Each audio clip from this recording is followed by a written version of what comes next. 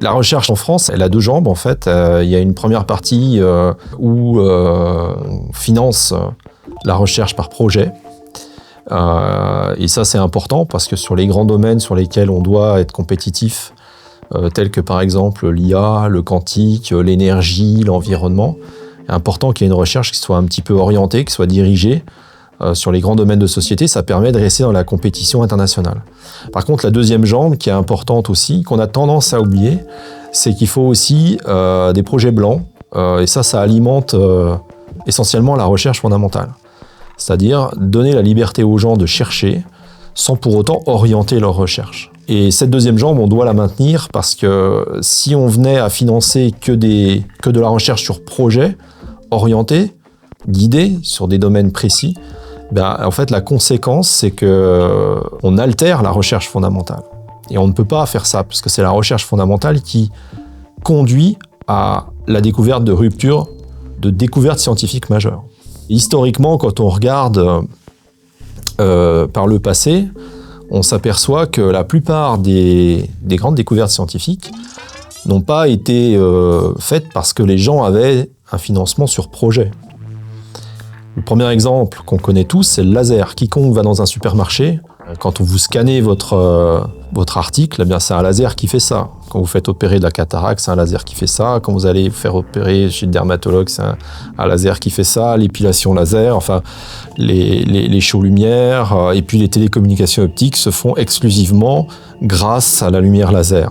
C'est pas quelque chose qui a été inventé parce qu'on a décidé de faire un projet sur le laser. En réalité, le laser, il a été mis au point par Meyman dans les années 60, mais c'est une succession d'avancées scientifiques qui commencent par Max Planck, puis Einstein, et puis etc., etc. Le deuxième, c'est le transistor. C'est les Bell Labs qui l'ont découvert par hasard également. Ils travaillaient sur le germanium. Ils ont observé un effet d'amplification alors qu'ils travaillaient sur des effets de surface dans des matériaux semi-conducteurs. Et cet effet d'amplification, ils se sont aperçus que ça pouvait servir à faire un composant électronique pour amplifier le courant. Et c'est ce qui est utilisé aujourd'hui dans tous les appareils, dans toute la microélectronique moderne. Alors évidemment, les transistors sont beaucoup plus performants. La troisième application qu'on pourrait citer, c'est le Wi-Fi. À la base, ce sont des chercheurs qui travaillaient en radioastronomie sur les trous noirs et qui en fait ont mis en point un algorithme pour compenser les échos qui a servi plus tard à la découverte du Wi-Fi. Et aujourd'hui, évidemment, quelque chose qu'on utilise également tous les jours. On pourrait ensuite citer la pénicilline. Fleming un jour rentre dans son laboratoire et puis s'aperçoit que des moisissures en fait tuent les bactéries sur la boîte de pétri. C'est complètement par hasard qu'en fait il découvre effectivement la pénicilline qui aujourd'hui est utilisée tous les jours également.